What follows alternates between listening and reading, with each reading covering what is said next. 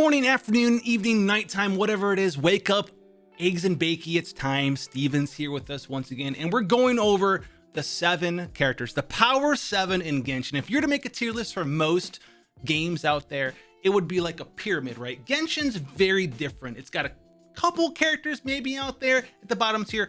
Most of them are near the top end, but there's a specific Power 7 that sit amongst all of the other characters that exist in Genshin right now, and that is what we're talking about today.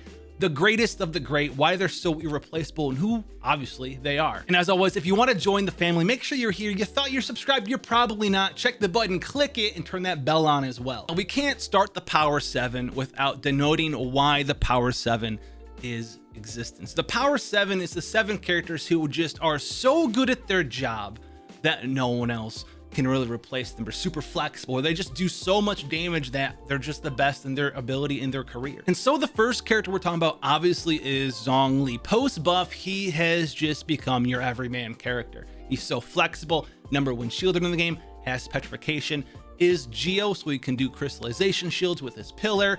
He can do a decent amount of damage as well with Planet Befall. And he also has the ability to do and show himself in double Geo teams with someone like Albedo, allowing them both to do more damage, allowing them both to resist damage interruption and reduce Geo resist down in these double Geo teams. And he's going to be someone that's going to get even better in 2.3 because we have 2 more Geo characters coming out, and him just being able to fulfill this role in so many team comps is wild. If you want to play the game AFK for the most part, unless you need to heal because floor 11, then Zhongli is your man, and he's here to stay and shine in Genshin Impact, which is an amazing thing. Now, the other one that we're going to talk about here that's a mainstay is kind of a tricky. This is 2 parts of the Power 7 here, and it's going to be Venti and Kazuha. They're pretty much tied, super top tier Power 7 for different reasons or also overlapping reasons. So Venti, what he does better than Kazuha, slightly better crowd control with his Elemental Burst, also has better energy gain because he's giving everyone back elemental energy when he does use his Elemental Burst due to Storm Eye, which is a wonderful thing. We've seen the Morgana team comp with Ganyu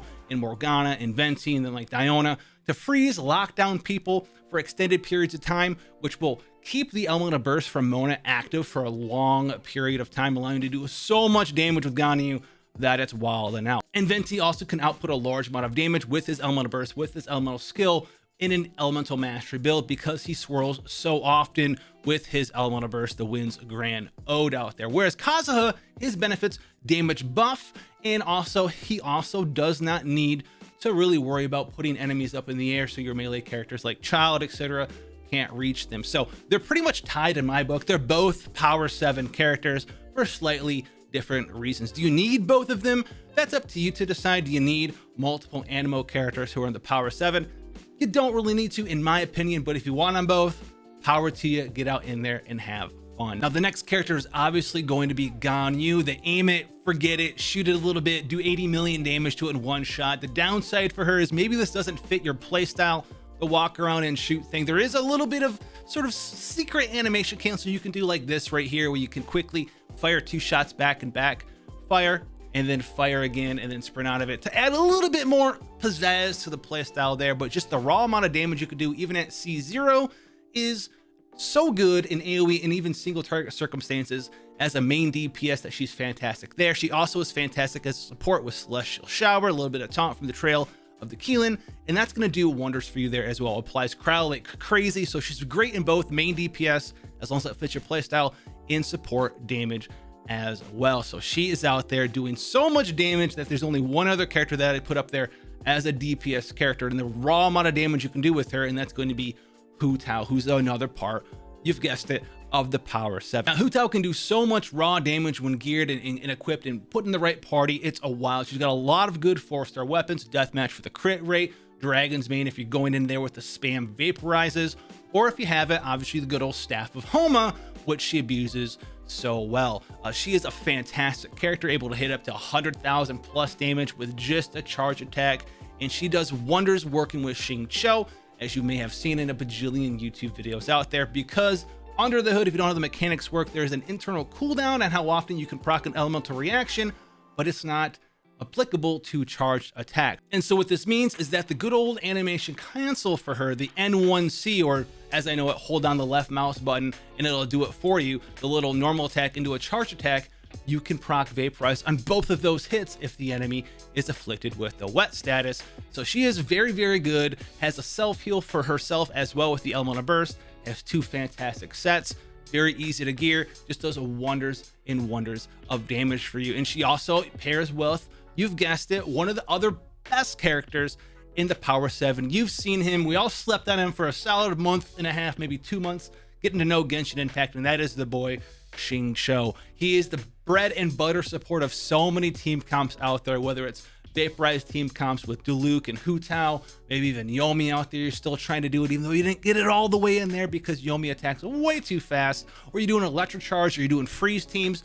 There's something to be said about Xingqiu. He's a master of his craft.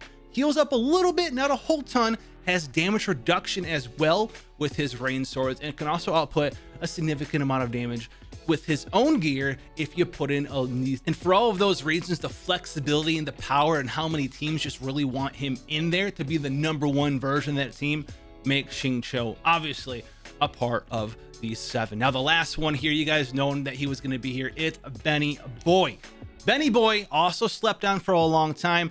Magnificent character. You can use him as a damage dealer in melt teams or with vaporized teams. With Bennett, you can do that, but everyone knows him and loves him for his Elemental Burst, the fastest ticking heal in the game, absolutely monstrous attack buff as well. And if you get the Constellation 1 for him, you never have to worry about someone being under 70% HP in order to get the attack buff. It's going to boost the attack buff by 20% of his base and automatically give it the attack buff in the heal regardless of which HP you are at, which is a monster of a thing. You also can go all the way up to C6 and do some pretty crazy shenanigans with making anyone a pyro carry DPS character in conjunction with someone like Xingqiu for the memes if you want to as well. So Bennett out there, one of the best teams in the game as a free-to-play player. The national team uses Bennett. One of the best travel teams, vaporized teams, electrocharge teams use Bennett. He's just everywhere in Genshin Impact. And for these reasons, these 7 characters, they're all the Power 7. You really can't replace them,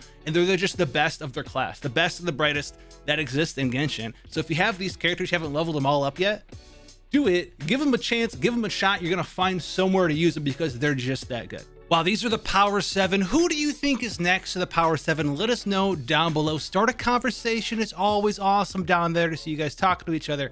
And if you like the content, make sure, look at the red subscribe button. Is there a D there? Is it subscribe or subscribed?